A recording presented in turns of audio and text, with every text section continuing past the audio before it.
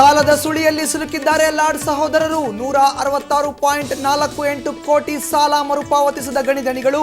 ಎಸ್ಬಿಐನಿಂದ notice, ಆಸ್ತಿ ಬಹಿರಂಗ ಹರಾಜಿಗೆ ನಿರ್ಧಾರ.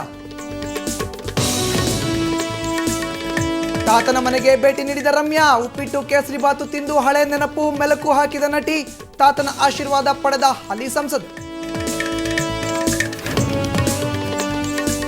ಲೋಕಸಭೆ ಚುನಾವಣೆ 3ನೇ ಹಂತದ ಮತದಾನಕ್ಕೆ ಉತ್ತಮ ರೆಸ್ಪಾನ್ಸ್. ದೆಹಲಿ, ಕೇರಳದಲ್ಲಿ 40% ವೋಟಿಂಗ್.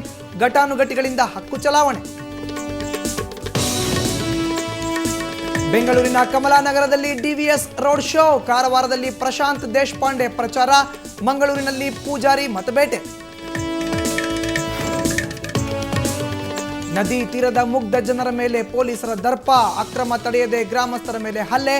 ಕಾಕಿ ಹೊಡೆತಕ್ಕೆ ಹಾಸಿಗೆ ಹಿಡಿದ ಯುವಕ.